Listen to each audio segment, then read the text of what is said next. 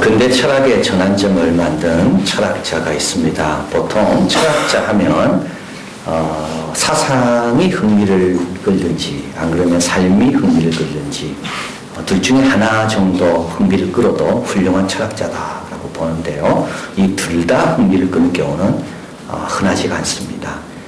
그런데 근대 철학의 전환점을 이룬 철학자 이 비트겐슈타인은 사상도 삶도 모든 사람의 흥미를 끄는 그래서 철학을 몰라도 이 사람의 삶만 갖고도 많은 것을 생각하게 하는 철학자가 비트겐슈타인입니다.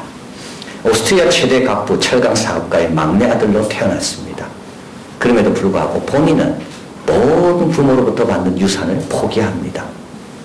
그리고 아주 검소하게 살아가죠. 영국 맨체스터에 철강을 배우러 갔다가 캠브리지에서 철학을 가리키는 러셀을 만나고 싶어서 캠브리지 대학으로 가서 러셀의 이 한마디, 너는 철학의 소질이 있겠다. 이 한마디. 그래서 철학을 하려고 러셀에게 오게 됩니다. 철학을 하기 위해서 러셀에 왔는데요. 러셀의 강의를 한 학기 들으면서 러셀의 모든 걸 다 이해해버리고 맙니다. 그리고 러셀은 이렇게 말합니다. 내가 비트겐슈타인을 만난 것은 내 일생에 있어 큰 사건이었다. 나는 눈송이에 불과하다면 비트겐슈타인은 눈사태에 불과하다. 실제로 비트겐슈타인과 만나서 토론을 벌린 사람 가운데 모두가 다 완전히 기진맥진, 진이 빠질 정도로 그 물고 늘어지는 그 논리에 당해낼 사람이 한 명도 없었다는 거. 그래서 케인즈라고 다시 이때 캠브리지에서 경제학을 가리키면서 이 비트겐슈타인을 많이 도와준 천재 경제학자죠. 비트겐슈타인을 만나고 더 이상 할 말이 없는 것. 아인슈타인이 물리학이 있었다면 철학에는 비트겐슈타인이 있었다. 대표적인 천재 철학자. 근데 그는 영리하기보다는 선한 것을 더 소중히 여겼다. 학생들에게 철학을 배우는 학생들에게 항상 강조하는 것. 철학이 실질적인 문제를 더 개선하는 데 도움이 안 된다면 네가 연구하는 철학이 너를 더 양심적으로 만들지 않는다면 철학 공부할 필요가 없다. 죽은 이론 내려놓고 실제로 남을 돕기 위해서 세상으로 나아가라. 그래서 가장 큰 자부심을 느꼈던 그의 제자는 철학자가 아니고요. 의사였습니다. 철학 공부하러 왔다가 간호사가 되려고 비트겐슈타인의 영향을 받아서 광부들을 치료 도와주는 간호사로 갔다가 공부를 더 하고 싶어서 의사가 된 여자 제자. 초등학교를 가르치기도 했습니다. 그는. 근데 시골에 있는 초등학교 그 학부형들이 이 비트겐슈타인이 가르치는데도 불구하고 고마워하지 않는 거예요. 이 천재 철학자가 와서 가르치는 것을 몰랐기 때문에. 그리고 학부형들이 자꾸 비트겐슈타인 선생님에게 대드는 거예요. 공부 너무 많이 시킨다고. 집에 와서 농사 지어야 되는데 왜 이렇게 공부를 많이 시키냐고. 이 비트겐슈타인은 특별히 또 그 당시 다 그랬겠죠. 아이들 좀 때렸습니다. 때렸다고 학부형들이 와가지고 비트겐슈타인에게 막 대들고. 그래서 결국은 거기에서 쫓겨납니다. 근데 비트겐슈타인은 나중에 고백이라는 그런 글을 적게 되는데요. 그 접근한 다음에 그 초등학교를 다시 방문해요. 그 학부형 집들을 다 찾아가서 사과하고 용서를 빕니다. 내가 그때 아이들을 너무 심하게 대했다고. 참 훌륭한 사람이죠. 2차 대전이 터집니다. 캠브리지 대학 철학 교수입니다. 이름을 막 날리고 있었습니다. 근데도 자기를 감추고 한 병원에 약을 배달하는 일로 자원합니다. 나라가 어려운데 내가 철학을 가르쳐. 나라를 위해서 내가 뭔가도 일하자. 그는 참 겸손했습니다. 인생 말기에 이렇게 쓰고 있습니다. 나는 충분히 교통을 겪었지만 인생으로부터 배우는 능력이 없구나. 그래서 여전히 동일한 고통을 또 당하고 있구나. 웨일즈 스완지에 머물게 됩니다. 우리 이제 청년들이 웨일즈 가게 되죠. 또 스완지에 있는 우리 또 학생들이 방문하게 됩니다. 그 아름다운 해변을 거닐면서 글을 쓰고 방학 때마다 캠브리지에서 스완지, 웨일즈로 왔습니다. 감리교 목사님 댁을 방문하는데요. 한 번도 읽지 않은 책이 벽에 늘어놓은 것을 보면서 신도들에게 인상을 주기 위해서라고 비난하기도 했습니다. 그리고 특별히 그는 캠브리지 대학 철학 교수가 되는 것, 명문 대학에서 공부하고 가르치는 것, 이것에 대한 특권의식, 특별의식이 전혀 없었습니다. 캠브리지 대학의 정식 교수가 됩니다. 오스트리아 사람인데 캠브리지 대학 정식 교수가 돼요. 그는 이렇게 말합니다. 건널목 차단기를 여는 직업을 갖는 것이 훨씬 나을지도 모르겠다. 그리고 이렇게 말합니다. 나는 허영심과 우둔함 때문에 얻는 것 말고 내 현 위치에서는 아무런 변화도 자극도 받지 않는다. 허영심과 우둔함. 그것 때문에 우리가 좋은 자리에 가면 뭐 자극을 받는 거지. 한번 생각해 보십시오. 저는 이 길이 제일 참 도전적인. 뭘 위해 노력하는가? 내 허영심을 채우려고. 그걸 즐거워하는 나는 뭔가? 그 우둔함이구나. 허영심과 우둔함을 제외하고는 현 위치에서 그 캠브리지 대학 교수직이 나에게 아무런 자극이 되지 않는다. 허영심만 자극할 뿐이지. 아둔함 때문에 자극을 받을 뿐이지.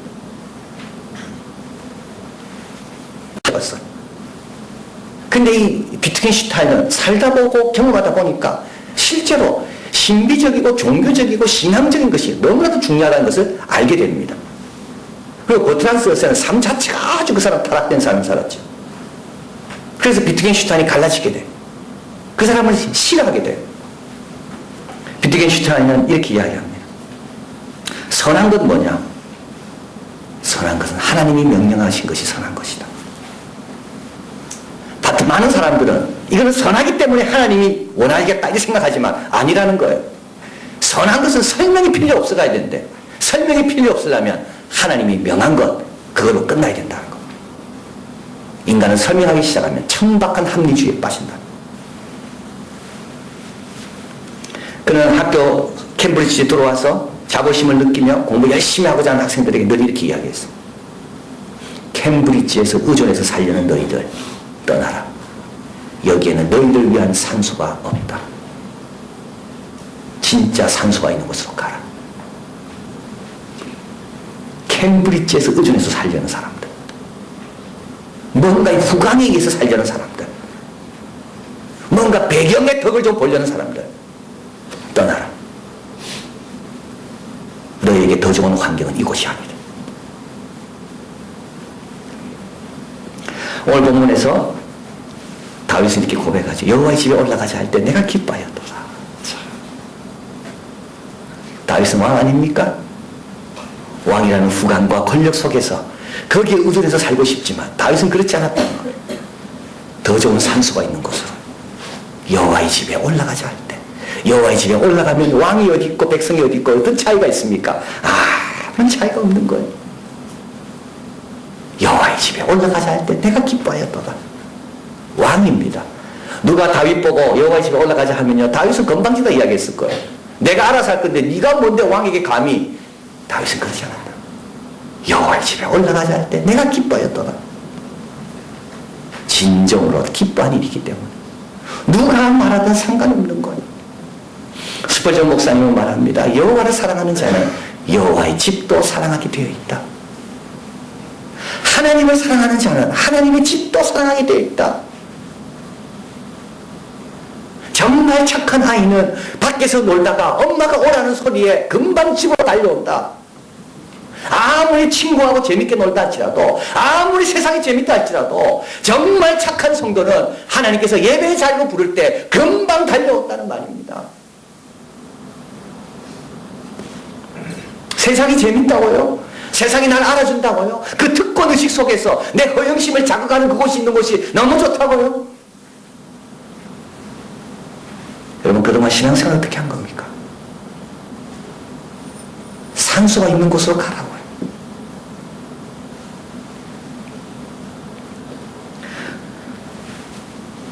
오늘 다윗은 성전에 올라가는 노래 두 번째는, 원래는 세 번째지만 우리 설교는 두 번째죠. 여호와의 집에 올라가자 할 때 내가 기뻐하였더라. 왜 기뻐하는가? 왜 이렇게 올라가는 것이 기쁜 일인가? 세 가지로 이야기합니다. 첫째, 그곳에는 아름다운 피난처가 있기 때문에 그렇습니다. 3절 같이 있습니다. 예루살렘 안에는 좀이라는 성읍과 같이 건설되었도다. 이 좀이라는 성읍이란 말은 요새를 말하는 겁니다. 조금도 틈을 주지 않는 완벽하게 갖춰져 있는 요새. 딴 데서는 위험하지만 거기만 들어오면 안전한 곳. 이게 피난처입니다. 고통 가운데 있는 사람에게 피난처는요, 얼마나 귀한 곳입니까? 피난처가 없는 사람은 정말 힘든 사람입니다. 여기 가도 고난, 저기 가도 고난, 여기 가도 시련, 저기 가도 시련.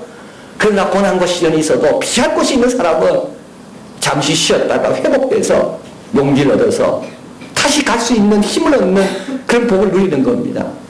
근데 우리에게는 피난처가 있다고요. 여호와의 집에 올라가자 할 때 내가 기뻐하였도다. 왜냐하면 좀 쉴 수 있으니까. 그런데 그 피난처는 어떤 것이냐면 보통 피난처가 아닙니다. 그 피난처는 어떤 것입니까? 아름다운 곳이에요. 시편 46편에 보면 하나님은 우리의 피난처 힘이시여 환난 중에 만날 큰 도움이시라는 고백으로 시작하는 46편. 종교개혁자 루터가 내주는 강한 성이요 방패와 병기 되신 이 찬송을 지은 시편 46편. 여기는 피난처로 시작합니다. 근데 이 피난처는요, 임시 집이 아닙니다. 하나님의 피난처는, 하나님이 우리에게 말하는 피난처는 아름다운 곳이에요. 4절 한번 읽어볼까요? 한 시내가 있어 나뉘어 흘러 하나님의 성 지극히 높은 자의 성막의 성소를 기쁘게 하는도다. 에덴 동산을 가리키는 겁니다. 잔잔한 물이 흐르고 있습니다. 하나님의 성막을 기쁘게 합니다. 오늘 본문도 조밀하게 건설된 성읍. 와보니까, 피난처인데 와보니까 하나님의 지혜가 여기에 있는 거예요. 하나님의 능력이 있는 거예요. 하나님의 아름다움이 여기에 있는 거예요. 회복되는 거죠. 용기를 얻는 겁니다. 이 하나님이 나와 함께 하시는구나. 피난처로 가는 것은 즐거운 일이 아닙니까? 나에게 피난처가 있다는 것은 영광스러운 일이 아닙니까? 오늘 불렀던 피난처 있으니 이거는 영국의 애국가입니다. 이 곡이요, 곡이. 그래서 원래 영국 애국가의 곡은 이렇습니다. 제목은 God Save Our King. 피난처 있으니. 이렇게 자꾸 삭삭되어 있지만 이 곡이. 그래서 하나님 우리 여왕을 지켜달라고. 환난을 당한 자 다 이리오라. 땅들이 변하고 물결이 일어나 산 위에 넘치되 두렵지 않네. 높으신 여호와 우리를 구하니 할렐루야. 괴로움이 심하고 환난이 극하나 피난처 있으니 여호와여. 여호와의 집에 올라가자 할 때 기쁜 겁니다. 피난처가 되니까. 그리고 거기는 아름다움이 있으니까. 자, 그래서 이게 첫 번째고요. 두 번째는 여호와의 집에 올라가자 할 때 기쁜 이유는 두 번째 믿음의 무리를 만나기 때문입니다. 4절 같이 있습니다. 지파들 곧 여호와의 지파들이 여호와 이름에 감사하려고 이스라엘의 전례대로 그리로 올라가는도다. 올라가 보니까 혼자가 아닙니다. 여러 사람이 있습니다. 모이면 모일수록 어떻게 됩니까? 힘을 얻습니다. 혼자 있으면 혼자 있을수록 자꾸 밑으로 떨어집니다. 힘들수록 모여야 됩니다. 디바이드 앤 룰이란 말이 있습니다. 여러분 다스리는 건 너무 쉬워요. 갈라놓으면 다스리기 받아요. 그래, 여러분 다스리기가 어려울 때가 어디냐? 모일 때는 다스림받기 어려운 겁니다. 사탄은 우리를 갈라놓고 다스립니다. 이 땅에 있는 이 개인주의, 이것이 얼마나 우리 신앙생활을 어렵게 하고 우리를 약하게 하는지 모릅니다. 힘 있는 성도의 특징을 한번 보세요. 모이기를 열심히 합니다. 이 세상에서 이겨내려면 모이는 방법밖에 없어요. 근데 모일 때 어떤 걸 유익을 얻습니까? 두 가지 유익이 있죠. 하나는 뭐냐 하면 주의 이름에 감사하려고. 뭔가 감사 제목 갖고 온 성도들이 거기 있는 겁니다. 그 이야기를 듣다 보니까 두 가지가 일어나죠. 하나는 하나님의 증거, 하나님의 증거를 내가 간접적으로 본 겁니다. 또 한 가지는 교훈을 받는 겁니다. 이 시편 118편 아닙니까? 왕의 이야기를 듣고 백성들이 뭐라 고백합니까? 건축자의 버린 돌이 진보통 돌이 되었구나. 이건 백성들의 고백입니다. 반응입니다. 왕의 이야기를 듣고. 혼자는 이런 일이 안 일어나죠. 혼자는 이런 발견이 안 떨어지는 겁니다. 여기저기에서 여호와 이름에 감사하려는 제목들을 들으면서 나도 공감의 확장이 일어나는 거죠. 그래서 하나님의 집에 올라가자 할 때 기쁜 겁니다. 또 하나님의 집에 올라가자 할 때 기쁜 것은 또 뭡니까? 좋은 문화가 이어지게 되는 겁니다. 오늘 본문에 보면 전례대로란 말이 나옵니다. 전례대로. 법에 따르는 거예요. 근데 이 법은요, 선포하고 알아서 지키는 것도 있지만 법 지키는 사람과 함께 지내다 보면 나도 법을 지키게 된다고요. 이게 문화죠, 문화. 예배드리러 와서는 이렇게 경건하게 예배드리는구나. 서로 영향을 주고받는 거예요. 그럼 나도 모르게 그 시간에 습득이 되는 거예요. 아, 설교 시간에는 질문하는 것이 아니구나. 아무도 질문을 안 했거든요, 지금까지. 그러니까 나도 그렇게 아는 겁니다. 아, 설교 시간에는 가만히 있는 거구나. 은혜 받을 때는 기도하다가 아멘 하는 거구나. 누가 아멘 하라고 했습니까? 그러나 아멘 하는 것이 맞는 거구나. 우리보다 위의 세대에서 그걸 우리에게 보여준 겁니다. 기도할 때마다 아멘 아멘 하는 것을 누군가 보고 배운 겁니다. 그리고 우리 세대에 와서 우리가 그걸 감당하고 있는 겁니다. 그 다음 세대가 그걸 보다가 그걸 이어가는 거예요. 여러분 가정에 좋은 믿음의 전통을 이어가고 싶은 사람은요, 여호와의 집에 올라가서 할 때 기뻐할 겁니다. 좋은 걸 아이들에게 보여줄 수 있구나. 문화란 추종자들이 다른 방식으로 이래볼 엄두를 내지 못하게 하는 것입니다. 문화란 뭡니까? 추종자들이 다른 것을 시도해볼 엄두를 내지 못하게 하는 것. 주일날 딴 걸 시도해볼 엄두를 내지 못하는 게 여러분 가정의 기독교 문화가 돼야 된다는 거예요. 10분의 1은 하나님 거라는 것에 대해서는 엄두 내지 못하고 딴 생각하지 못하도록 그게 여러분의 가정의 문화가 되어야 된다는 말입니다. 주일날인데도 평일날하고 똑같이 생각해요? 그건 아주 지금 문제가 있는 가정이죠. 하나님께 드리는 헌금에 대해서 아무런 문화적인 어떤 학습을 받은 게 없어요. 다른 걸 엄두내지 못하도록. 로마가 강한 이유는 어디에 있었습니까? 로마는 문화가 좋았다고요. 문화가 강했다고요. 로마의 문화를 사람들이 배우고 싶어 했고, 로마의 문화를 습득해 있었고, 로마 황제가 자기의 신복이 적을 향해 떠날 때 걱정하지 않았답니다. 저 산을 넘어갔을 때 그 신복이 어떻게 할지 왕은 믿었기 때문에. 왜냐하면 문화 안에서 이미 형성된 우선순위가 다 가치가 그걸 갖고 갔기 때문에. 어려서 가르치면 늙어서 떠나지 않는다는 게 이게 문화 습득입니다. 어려서부터 부모가 자꾸 보여주는 거예요. 새 가족이 왔어요. 우리가 자꾸 보여주는 거예요. 새로운 세대의 젊은이들이 신앙생활 이어가려고 우리 교회 올 때 우리가 자꾸 보여주는 거예요. 그럼 그 다음 세대가 어떻게 됩니까? 그걸 이어가는 거예요. 근데 그건 혼자 안 되는 거죠. 함께 할 때 되는 거예요. 이 전례대로란 말이 중요합니다. 이 법대로란 말이에요. 하나님이 주신 법대로 모여오는 겁니다. 하나님이 주신 법대에 순종하는 겁니다. 우리가 함께 순종할 때 여기 찾아온 새로운 사람들, 새로운 자손들, 새로운 세대가 자기도 모르게 습득되는 거예요. 100% 문화에 맞는 결정을 내리라고 말합니다. 100% 문화에 맞는 결정을 내리라고. 그래야지 문화가 전수되는 거예요. 이 문화가 전수되면 우리는 떠나도 이곳에서 하나님께 예배드리는 무리들이 계속 하나님께 영광 돌리는 거죠. 올라가자 할 때 왜 기뻐합니까? 피난처가 있으니까. 올라가자 할 때 왜 기뻐합니까? 좋은 영향력을 받을 수가 있으니까. 마지막으로 올라가자 할 때 기뻐하는 이유가 나와 있습니다. 5절입니다. 같이 읽습니다. 거기 판단의 보좌를 두셨으니 곧 다윗 집의 보좌로다. 참 중요한 내용입니다. 이건 너무 중요한 내용입니다. 판단의 보좌가 있는데 거기는 다윗 집의 보좌입니다. 다윗 집은 이건 정치적인 겁니다. 이건 통치죠, 통치. 통치.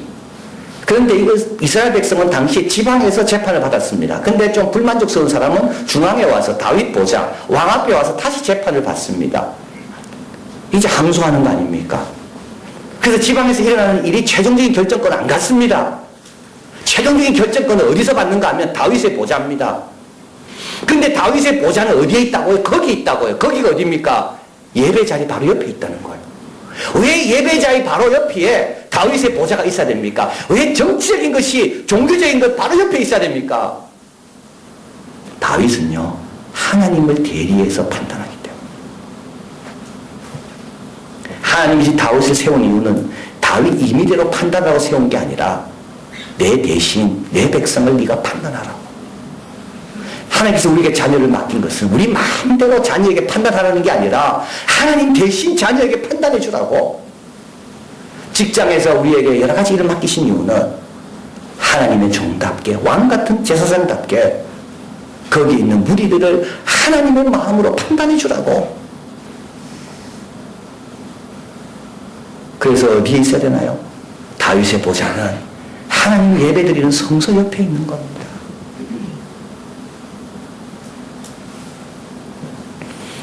정말 잘 판단하고 싶은 사람은요, 예배 올라가자 할 때 기뻐할 겁니다.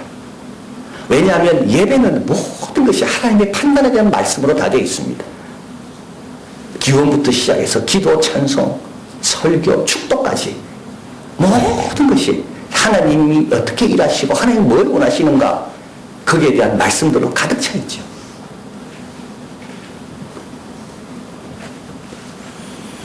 혁신기업의 딜레마, 이거는 참 제목 자체가 그런 겁니다. 혁신기업은 좋은 기업이죠. 혁신하는 기업이니까. 그런데 그 기업에 딜레마가 있다는 거예요. 딜레마. 혁신도 두 가지 혁신이 있다고 지어서 이야기합니다. 하나는 존속적인 혁신이 있습니다. 이미 하고 있는 걸 더 잘하는 겁니다. 또 하나는 파괴적인 혁신이 있습니다. 이거는 완전 새로운 겁니다. 그런데 파괴적이라고 저자가 쓰는 이유가 있습니다. 모든 걸 파괴해버리기 때문에 아주 힘이 있는 혁신이기 때문에 파괴적인 겁니다. 존속적인 혁신이라는 건 뭐냐면 IBM이 대형 컴퓨터를 처음 만들었어요. 더 좋게 만들고 더 아름답게 만들고 더 성능, 이건 존속적인 혁신입니다. 혁신을 하지만 존속하는 혁신. 그런데 뭘 놓치고 있나요? 중량을 놓치고 있죠. 소형 컴퓨터 세상이 되고 있다는 걸 놓치고 있는 거예요. 근데 IBM은 대형 컴퓨터를 사주는 사람들이 귀하기 때문에 그 고객에 계속 맞추려고 대형만 생각하고 있는 거예요. 영리합니다. 똑똑합니다. 성실합니다. 거기에만 근데 계속 맞추는데 세상이 어떻게 갑자기 바뀝니까? 소형 컴퓨터로 확 바뀌는 거예요. 소형 컴퓨터를 만드는 보잘것없는 회사들이 조금씩 파괴적인 혁신이 거기서 일어나는 거예요. 개인의 역량을 저자는 세 가지로 봅니다. 하나는 자원, 얼마나 많은 자원을 갖고 있는가, 얼마나 많은 기술을 갖고 있고, 얼마나 많은 지식을 갖고 있고. 자원, 그렇죠? 능력은 자원과 관련되어 있습니다. 그런데 자원이 제대로 활용되려면 뭐가 필요하냐면 프로세스, 과정이 필요합니다. 똑같은 자원을 가져도 프로세스가 좋은 사람은 그 자원을 잘 활용하고 그렇지 못한 사람은 잘 활용 못하는 거죠. 그런데 자원과 프로세스 막 꼭 갖고는 안 돼요. 거기에 뭐가 가치가 들어가 있어야 되는 거예요. 가치라는 게 우선순위를 정하는 기준인 겁니다. 뭘 먼저 할 건가? 누구에게 먼저 할 건가? 이거는 다 가치와 관련되어 있습니다. 근데 이 저자는요, 이 역량이라는 거, 가치와 자원과 프로세스라는 것은 아주 맥락 우정적이라는 겁니다. 그 상황에서는 통하지만 다른 상황에 통하지 않을 수가 있다는 거예요. 한국 사회는 통하지만 미국에는 안 통할 수가 있는 거예요. 평안할 때 통하지만 고통이 갑자기 왔을 때 통하지 않을 수가 있다는 거예요. 내가 1등 할 때는 통하지만 내가 갑자기 1등 못하고 성적이 곤두박질 때는 통하지 않을 수가 있다는 거예요. IBM이 대형을 만들 때는 통하지만 갑자기 소형으로 사람이 돌았을 때는 그 방식이 통하지 않는 거예요. 그래서 그는 말합니다. 유연성을 가져라. 또 한 가지 말합니다. 모든 것에 다 걸지 마라. 오늘 본문에서 말하는 게 바로 그거 아닙니까? 지방 성수에서 판결한 것 갖고 모든 걸 다 걸면 안 됩니다. 그걸 갖고 어디로 와야 됩니까? 중앙으로 와야 되는 거예요. 이 맥락에서 결정한 걸 들고 하나님 맥락 속으로 갖고 와야 돼요. 지방에서 판결받은 것 갖고 거기에 다 걸 게 아니라 정말 다윗의 보좌에서는 이것이 인정되는가, 이것이 맞는가, 중앙으로 다시 갖고 와야 되는 거예요. 이게 뭐죠? 이게 예배인 겁니다. 여러분, 뭘 결정할 때요, 그 맥락만 보시면 안 돼요. 그 맥락에서는 말이 될지 몰라도 다른 맥락에서는 안 맞아요. 겸손하게 하나님 앞으로 가져와야 되는 거예요. 그게 뭐죠? 그게 예배인 겁니다. 하나님의 대리인으로 잘 판단하기를 원하는 사람은 아버지 집에 올라가지 할 때 기뻐합니다.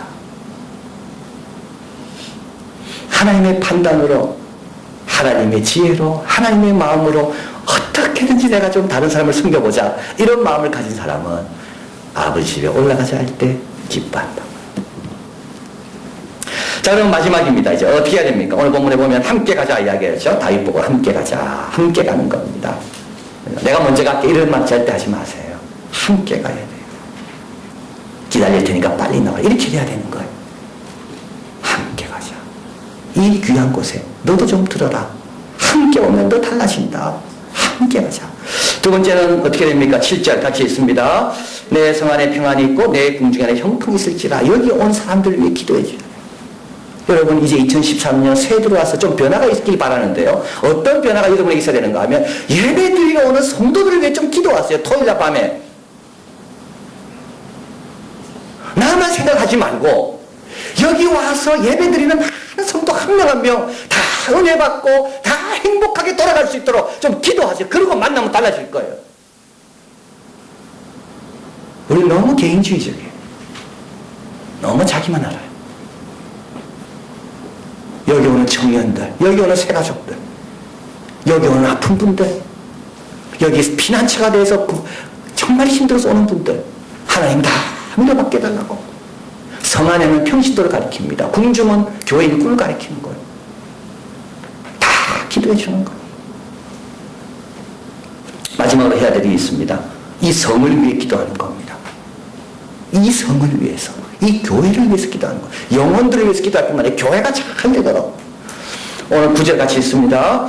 내가 내 형제와 부모를 위해 이제 말하리니 내 가운데 평안이 있으. 이 내라는 것은 이건 도시를 예루살렘을 가리키는 겁니다. 9절에 있습니다. 여호와 우리 하나님의 집을 위하여 내가 내 복을 구하리. 이 내는 개인이 아닙니다. 여기서는 이건 예루살렘을 가리키는 겁니다. 여호와의 집을 위하여 성소가 있는 예루살렘. 이건 공간, 장소를 가리키는 거죠. 근데 여기에 내 형제와 부모를 위하여 이 말은 무슨 뜻이냐면 여기에 오지 못한 형제와 친구 언젠가는 오게 될 겁니다. 근데 그때 교회가 버젓이 번성하고 있어야 되는 거죠. 자, 중요한 내용 아닙니까? 언젠가는 지금은 아닙니다. 내가 기도하고 있기 때문에 언젠가 하나님께서 그를 인도하셔서 교회로 인도하실 건데 그때 교회가 번성하고 있어야지 그분이 은혜 받는 겁니다. 교회가 잘 돼야 되는 거예요. 오늘 본문에서 말씀합니다. 예루살렘을 사랑하는 자는 형통할 것이다. 판단을 배우기 때문에, 좋은 문화를 습득하기 때문에, 어려움이 와도 피난할 수 있기 때문에 예루살렘을 사랑하시고 교회를 사랑하셔서 형통의 복을 누리고 많은 분들을 주의 판단으로 잘 섬기는 우리가 되기를 바랍니다.